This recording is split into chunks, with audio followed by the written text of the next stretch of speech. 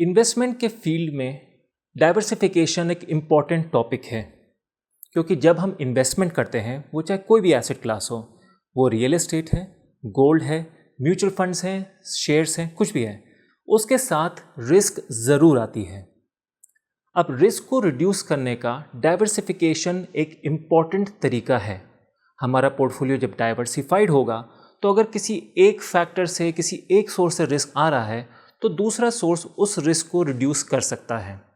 अब इस important topic को समझने के लिए हमारे साथ जुड़े हैं म्यूचुअल फंड इंडस्ट्री के expert, senior chartered accountant mister Manoj Shrivastava. Welcome. Thank you Rahul. Diversification as you said, और हमने अभी पिछले एपिसोड में भी डिस्कस किया है कि बहुत इम्पॉर्टेंट है, और कोई भी इन्वेस्टमेंट हो और उसमें भी अगर इक्विटी हो तो बहुत इम्पॉर्टेंट है, क्योंकि आपको रिटर्न भी जनरेट करने हैं और as far as possible risk को भी कंटेन करना है। लोग अपने अपने ढंग से करते हैं। हमने देखा भी, जो आपके पास ऑडियंस के क्वेश्चंस आए, किसी ने 3 या 4 कैटेगरीज में इन्वेस्ट कर दिया, लेकिन एक ही म्यूचुअल फंड में कर दिया।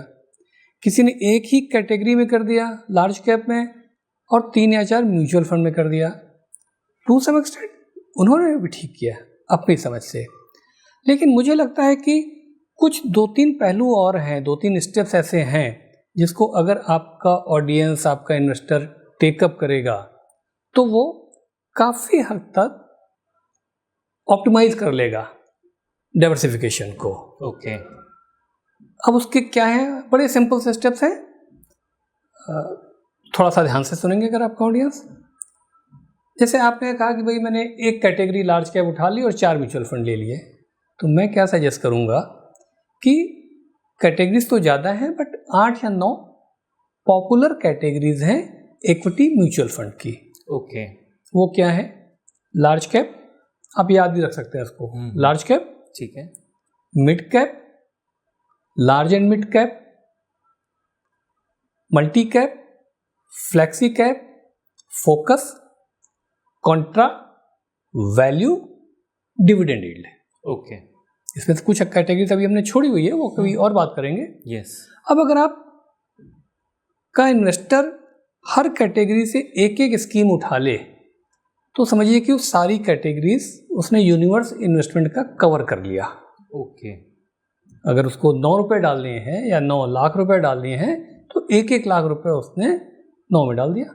क्या इसका ये मतलब है कि डिफरेंट कैटेगरी है तो वो कैटेगरी डिफरेंट इसलिए है क्योंकि इन्वेस्टमेंट स्ट्रैटेजी जो होगी वो डिफरेंट होगी, या उसका एसेट क्लास थोड़ा सा कह सकते हैं डिफरेंशिएटेड है? डिफरेंट कैटेगरी से इन्वेस्ट करने से क्या उससे हमारी रिस्क कैसे डाइवर्सिफाई हो रही है? बहुत सही क्वेश्चन है। दोनों चीज़ें हैं। ओके। एक तो जो जिस असेट्स में, यानी कि जिस शेयर्स में वो इन्वेस्ट कर रहा है, ओके, उसमें फ़र्क हो जाएगा। और उसके बाद स्ट्रैटेजी का भी फ़र्क होगा। राइट। तो अगर आप बात करते हैं एक लार्ज कैप की, तो प्रीडोमिनेंटली इसमें बड़े वाले शेयर्स आ रहे होंगे। Large cap as the name suggest, HDFC, Reliance type share, type के shares, not mutual fund, shares. हाँ, जो बड़े वाले हैं, राइट, जो हम लोग रोज ही सुनते रहते हैं, रिलायंस और HDFC और ICICI, इस तरह के जो नाम हैं। वहीं पे अगर आप मिड कैप में जा रहे होंगे तो इसके बाद के शेयर्स आ रहे होंगे, यानी इससे छोटे होंगे। बहुत छोटे नहीं हैं। इंडिया की इकोनॉमी अब इतनी ग्रो कर गई है कि बहुत छोटे नहीं है। उसको मिड कैप, 10 साल पुराना वाला मिड कैप मत मानिए। तो यहाँ पे शेयर्स अलग हो जाएंगे। अब अगर कॉन्ट्रा कैटेगरी में जा रहे हैं तो यहाँ पे शेयर तो इसमें से कोई भी हो सकता है, लेकिन कॉन्ट्रेरियन अप्रोच होगी। सबको लग रहा है कि गड़बड़ है। गड़बड़ से मतलब है उतनी ग्रोथ नहीं आएगी, पिछले साल भर से तो कोई खास ग्रोथ नहीं आई है, बट होशियार फंड मैनेजर करेगा नहीं, इसी में तो अब आगे आएगी। क्या आई है उससे ज़्यादा इम्पोर्टेंट है आगे how the future looks like. Dividend yield होगी तो अलग स्टाइल होगी। तो दोनों चीज़ें हैं। जैसे आपने पूछा, स्ट्रैटेजी का भी फर्क होगा और शेयर का भी जो पिकिंग होगी वो अलग होगी। ओके। तो अगर आपने 8 या 9 कैटेगरीज में ले लिया तो आपने 8 या 9 जो स्टाइल हो सकती है उसको पकड़ लिया। यस। अब आप वो गलती ना कर दें कि आप एक ही म्यूचुअल फंड उठा लें। ओके।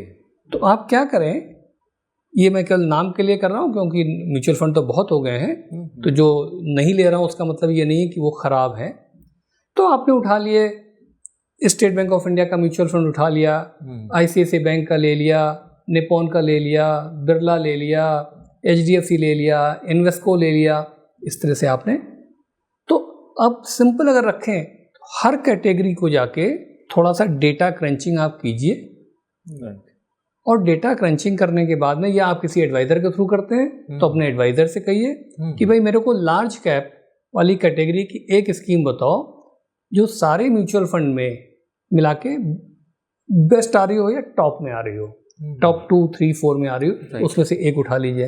ज़रूरी नहीं कि नंबर 1 हर एक में लेना है, नहीं, अगर टॉप में है 1, 2, 3, 4 तक भी है तो सारी स्कीम्स रफली बराबर हैं। किसी के 2% ज़्यादा हो सकता है, किसी कम हो सकता है, बट लॉन्ग टर्म में शायद उतना मैटर नहीं करेगा। यस।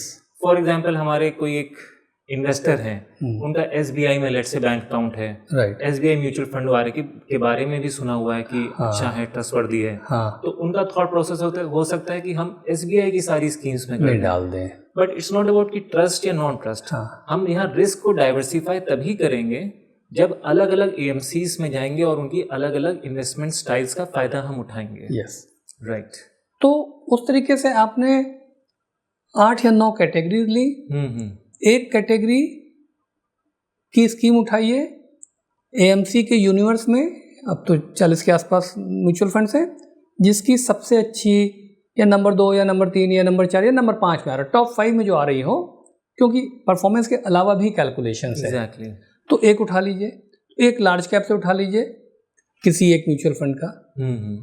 अब हम SBI का नाम लिए ले रहे हैं, डजंट मीन कि हम स्कीम और म्यूचुअल फंड को कहीं किसी तरीके से प्रमोट कर रहे हैं, नहीं। फिर आपने मिड कैप की उठा ली तो आपने साहब HDFC की उठा ली, फिर लार्ज एंड मिड उठा ली आपने ICICI की उठा ली, एंड सो ऑन। ओके। तो अब आपने क्या किया, आपने एक तो कैटेगरीज ले ली 8 या 9, 8 या 9 म्यूचुअल फंड ले लिए। अब 8 या 9 म्यूचुअल फंड लेने से फ़र्क क्या पड़ा? फ़र्क ये पड़ रहा है कि हर एक के CIOs अलग हैं, उनके फंड मैनेजर्स अलग हैं, उनके एनालिस्ट अलग हैं, तो हर एक का थॉट प्रोसेस भी अलग होता है।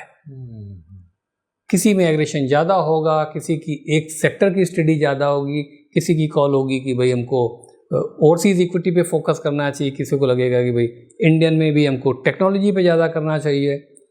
तो कहीं कोई गलती ना हो जाए तो आपने, और ये देखिए म्यूचुअल फंड के जो फंड मैनेजर्स हैं ये इन्वेस्टमेंट की फील्ड में आज इंडिया में बेस्ट ब्रेन्स हैं। तो आपने अगर समझिए कि आपको 1 लाख रुपए ही इन्वेस्ट करना है और 10-10 हज़ार रुपये करके 8 या 9 में बांट दिया, 8 या 9 कैटेगरीज, 8 या 9 म्यूचुअल फंड, बेस्ट ब्रेन्स आपके लिए काम कर रहा है। यस। और फिर आप उसको हर 3 महीने पे ट्रैक करते रहें। यस। और 9 या 10 स्कीम में डाइवर्सिफिकेशन इज इनफ। कई बार लोग बहुत ज़्यादा कर देते हैं, उसके रीज़न क्या होते हैं जो हम लोग आगे बात करेंगे। जिसने जो समझाया यस उसके हिसाब से कर दिया, प्लीज़ वो नहीं करें। यस। आइडियल सिचुएशन 4 या 5 स्कीम्स हैं।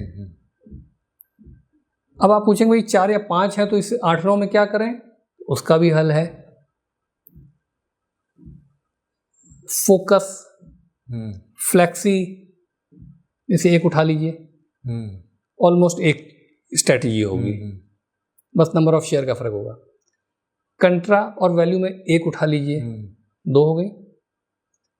एक डिविडेंड डील उठा लीजिए, लार्ज एंड मिड में एक उठा लीजिए या 2 उठा लीजिए। तो 4 या 5 में भी अगर आप करते हैं तो आप बहुत ही डाइवर्सिफाइड होंगे। वहाँ पे आपको सेटिस्फेक्शन वाला डाइवर्सिफिकेशन मिलेगा, मैंने 10 स्कीम में डाल दिया। यहाँ पे आप बहुत फोकस डाइवर्सिफाइड होंगे, बहुत फर्क पड़ेगा नहीं। तो ये स्ट्रेटजी अगर आपके इन्वेस्टर्स लेते हैं तो मुझे लगता है कि उनका पर्पस डाइवर्सिफिकेशन का डाइवर्सिफिकेशन अचीव हो जाएगा। चलिए, ये एक इम्पॉर्टेंट पॉइंट था जी। और डाइवर्सिफिकेशन समझना चाहिए। जैसे कई बार लोग मिल जाते हैं हम लोग को सोशल सेटिंग्स में और लोग पूछ लेते हैं अच्छा एक स्कीम बता दो, 2 स्कीम बता दो, किस में इन्वेस्ट करें, तो उसमें नॉर्मली आंसर होता है ऐसे नहीं बताया जा सकता है। और उसका रीजन ये है कि ओवरऑल टर्म्स में सोचना चाहिए इन्वेस्टर को और उस इन्वेस्टर के एडवाइजर को, उसकी रिस्क क्या है, उसकी बैकग्राउंड क्या है, और ऐसी पूरे पोर्टफोलियो के टर्म्स में समझें। एक स्कीम बता भी थी तो उससे पर्पस नहीं सर्व हो रहा है।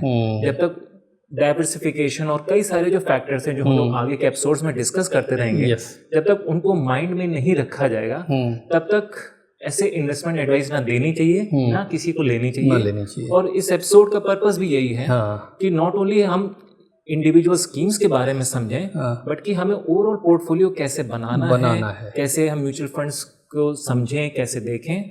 तो डाइवर्सिफिकेशन एक इम्पॉर्टेंट टॉपिक है जो हमें आपने गाइड किया कि कैसे करना चाहिए। और इसी तरह के और इम्पॉर्टेंट टॉपिक्स जो होंगे वो हम लोग आगे के एपिसोड्स में भी टेकअप करते रहेंगे। ठीक है, और वो रिक्वेस्ट तो कर ही दीजिए। हाँ, तो तब तक के लिए गुड बाय। बट आपके जो क्वेश्चंस हैं प्लीज़ या तो कमेंट्स में हमें भेजिए या फिर मेल में करिए जो डिस्क्रिप्शन में मेंशन होगी। और तब तक अगर आपको एपिसोड अच्छा लगा हो तो प्लीज़ लाइक करें, शेयर करें और सब्सक्राइब करें और नेक्स्ट एपिसोड का वेट करें। Okay, thank you Rahul. Thank you.